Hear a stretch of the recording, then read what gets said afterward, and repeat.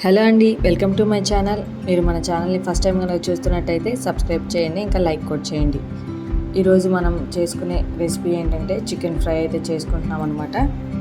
దానికోసం నేను ఆల్రెడీ చికెన్ని కడిగి పెట్టుకున్నాను. అందులో పసుపు, ఉప్పు, పెరుగు, అల్లం చిన్నులపాయ పేస్ట్, కొంచెం ఆయిల్ వేసి బాగా కలిపి ఒక 10 మినిట్స్ పాటు పక్కన పెట్టుకొని ఇంకా స్టవ్ మీద పెట్టుకోవాలి. అది బాగా ఉడికించుకోవాలన్నమాట. అలా ఒక 2 మినిట్స్ పాటు ఉడికిన తర్వాత అందులో కొంచెం పుదీనా కూడా వేసుకొని బాగా కలుపుకోవాలి.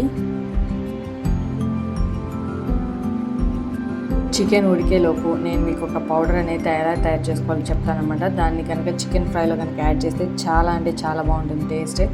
దానికోసం ఇక్కడ మనం కొంచెం ఎండు కొబ్బరి ముక్కలు, కొంచెం చెక్క, కొంచెం లవంగా, తర్వాత వేయించుకున్న ధనియాలు అవన్నీ వేసి బాగా ఫైన్ పౌడర్ చేసుకోవాలి. యాలకులు కూడా వేసుకోవాలన్నమాట. చేసుకొని ఒక పక్కన పెట్టుకోవాలి.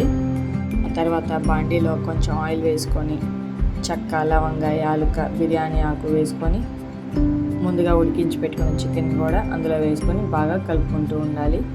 అడుగంటుతుందనమాట, అయినా కలుపుకుంటూ ఉండాలి.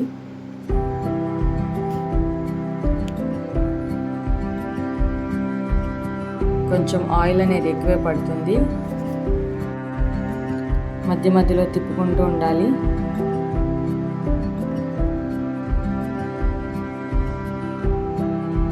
ఒక 50% వరకు వేగిన తర్వాత నేను ఆనియన్స్, పచ్చిమిరపకాయలు అయితే యాడ్ చేసుకుంటున్నాను. తర్వాత అందులో కొంచెం పుదీనా కూడా యాడ్ చేసుకున్నాను. ఆ తర్వాత బాగా అడుగంటకుండా కలుపుకుంటూ ఉండాలన్నమాట. మధ్య మధ్యలో కలుపుతూ ఉండాలి.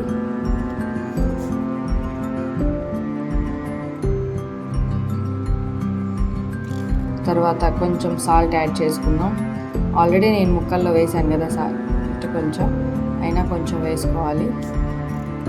తర్వాత ఇందులో కరివేపాకు, కొంచెం అల్లం వెల్లుల్లి పేస్ట్, కారం, ధనియాల పొడి, ముందుగా పౌడర్ చేసి పెట్టుకున్న పొడి అన్నీ వేసి కలుపుకోవాలి. కొంచెం కొత్తిమీర కూడా యాడ్ చేసుకోవాలన్నమాట.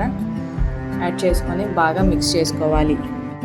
ఇలా ఇవన్నీ యాడ్ చేసుకున్న తర్వాత బాగా మిక్స్ చేసుకొని ఒక 5 మినిట్స్ పాటు అయితే సిమ్లో పెట్టుకోవాలన్నమాట.